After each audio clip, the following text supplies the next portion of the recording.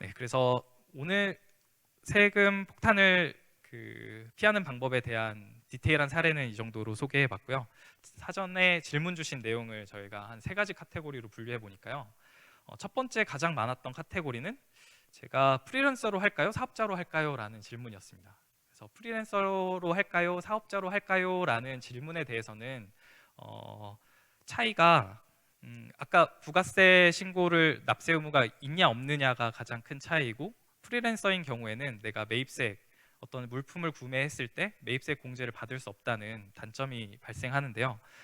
만약에 아까 소개했던 창업 중소기업에 대한 세액 감면이라는 이 세액 감면 제도가 없었다면 프리랜서나 사업자나 종합소득세에서 사업소득으로 적용받는 거기 때문에 그렇게 큰 차이는 없습니다라고 말씀드렸을 텐데, 사업자 등록을 하면은 창업 중소기업에 대한 세액 감면을 받을 수 있는 가능성이 높기 때문에 사업자 등록을 하시는 게 지금은 낫겠다라는 생각, 판단이 듭니다. 그 다음에 많았던 질문이 개인 사업자로 할까요? 법인 사업자로 할까요? 라는 질문이었습니다. 근데 모든 이 개인 사업자로 할까요? 법인 사업자로 할까요?의 질문에 대한 경우는 누구는 명확하게 딱 모든 경우에 다 통일해서 개인 사업자가 낫습니다, 법인 사업자가 낫습니다라고 말씀드리기가 굉장히 좀 어려운 주제인데요. 개인보다 법인이 더 나은 경우에 대해서 제가 설명을 제 관점에서 드리면, 개인 사업자의 경우에는 그 해의 소득이 사업소득으로 과세가 되면 이거에 대해서 모두 종합소득세를 내야 됩니다. 그리고 1억 원에 대한 소득이 발생하면 소득세율은 거의 50%에 가깝게 많이 내죠. 그래서 개인 사업자보다 법인 사업자가 좋은 이유는 자본 축적의 관점에서 좋습니다. 그러니까 법인은 1억, 2억 벌더라도 세율이 10%이고 2억을 넘어가서야 비로소 좀 더 세율이 좀 높아지는데, 높아야 20% 정도죠. 그렇기 때문에 세금으로서 내가 번 돈을 거의 30%에 가까운 돈을 세금으로 납부하게 되는데요. 그렇지 않고 법인의 경우에는 그 돈을 자본을 축적하고 재투자하는 데 사용할 수 있습니다. 그래서 개인 사업자보다는 사업이 성장하는 경우에 법인 사업자가 낫다, 이렇게 생각이 들고요. 법인 사업자로 하더라도 법인에 대해서 법인세를 내고 내가 그 법인의 대표로서 혹은 주주로서 근로소득을 받거나 배당소득을 받으면 종합소득세는 어차피 내야 됩니다. 그런데 물론 이제 법인세에서 이미 냈던 소득에 대해서는 이중과세 조정을 통해서 일부 그 부분이 이중 납부는 안 하게끔 법이 되어 있긴 한데, 그럼에도 불구하고 그러면 법인이 나은 것은 무엇이냐라고 하면, 법인은 내가 이 소득을 언제 나의 과세 시기, 내가 세금을 언제 낼 수 있을지 선택할 수 있다는 부분입니다. 그러니까 내가 법인의 대표이사여서 올해 1억의 매출, 1억의 이익을 봤다. 그러면 개인 사업자인 경우에는 이 1억에 대해서 거의 가장 높은 세율의 구간으로 적용받아서 내가 세금을 다 내야 됐지만, 내가 법인인 경우에는 이 1억에 대한 소금을 내가 필요할 때 5년에 걸쳐서 2천만 원씩 나눠서 받겠다라고 하면 나의 한계 세율을 결정할 수 있습니다. 그래서 소득의 귀속 시기를 선택할 수 있다는 관점에서 법인 사업자가 유리한 점이 있다라는 부분을 좀 말씀드리고 싶었습니다. 네, 그리고 마지막으로 질문이 많았던 것이 거주자 비거주자에 대한 질문이었는데요.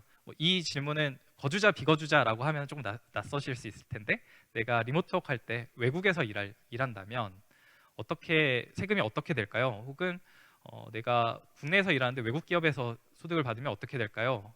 내가 외국에서 일하면서 국내 기업의 소득을 받으면 어떻게 될까요? 라는 질문인데요. 이거에 대한 답을 하려면 거주자인지 거주자인지 비거주자인지를 판단을 해야 되는데, 우리나라 세법에서는 거주자인 경우에 6개월 이상 한국에 주소를 두고 있거나 생계를 같이 하는 가족이 있고 한국에서의 뭔가 생계를 유지할 것 같으면 우리나라 거주자로 봅니다. 그렇지 않은 경우에 그 이상 외국에 나가 있다고 하면 비거주자를 보고요. 그런데 우리나라 세법에서는 어떻게 돼 있냐면, 거주자라면 외국에서 발생한 소득도 우리나라 종합소득세에 신고를 해야 됩니다. 그래서 외국에서 우리나라에 거주하면서 외국에서 번 소득도 우리나라 종합소득세를 세금 신고를 하셔야 된다. 아까 말씀드렸듯이 세금 신고를 안 하면 세금 불성실 가산세가 크다. 네, 그래서 세금 신고를 하셔야 되고요. 국외에서도 납부하고 우리나라에서도 세금을 2번 납부하는데 이거 불공평하지 않느냐라고 생각하실 수 있는데, 외국에서 납부한 세금은 우리나라 종합소득세를 계산하고 나서 외국 납부 세액 공제로 그 세금을 차감해 줍니다. 그래서 이중과세 조정이 되니까 그것은 너무 걱정 안 하셔도 되고요. 이제 만약에 우리나라에서 비거주자, 우리나라 과세관청에서는 이 사람은 한국 사람, 세금의 관점에서는 한국인이 아니다라고 판단했어도 이 분이 한국에서 어떤 경제 활동을 해서 소득이 발생했다라고 하면은 비거주자라도 한국에 세금을 내셔야 됩니다. 그리고 거주자로 속해 있는 그 국가, 뭐 만약에 영국에 거주하셨다 혹은 스페인에 거주하셔서 거기에 거주자로서로 그 나라에 세금을 납부하시게 되면 한국에서 납부한 세금을 그 나라 세금 신고할 때 외국 납부 세액 공제로 다시 환급 받을 수 있는 구조입니다. 네, 그래서 이 정도가 크게 질문 많이 주셨던 주제인데요. 명확하게 프리랜서와 프리랜서로 계속 할까요? 개인 사업자로 할까요? 라는 부분도 조금은 애매한 부분이 있는데, 현재 일몰 조항인 청년 창업 기업에 대한 소득 감면 때문에 사업자가 조금은 낫지 않을까라고 제가 추천을 드리고요. 법인 사업자와 개인 사업자인 경우에는 상당히 그때 상황에 따라 달라요. 그래서 회계사 세무사님과 상의해 보세요라고 말씀을 드리는 게 좀 정확한 답일 것 같고요. 거주자와 비거주자인 경우에는 외국 납부 세액 공제라는 제도가 있어서 양쪽 국가에 다 세금을 내더라도 너무 걱정 안 하셔도 되고, 중요한 것은 세금을 제때 신고해서 가산세를 내지 않는 것이다라는 점 말씀드리고 싶습니다. 네, 제가 쓰기로 한 시간 정확하게 30분 딱 맞았네요. 네, 다행히. 네.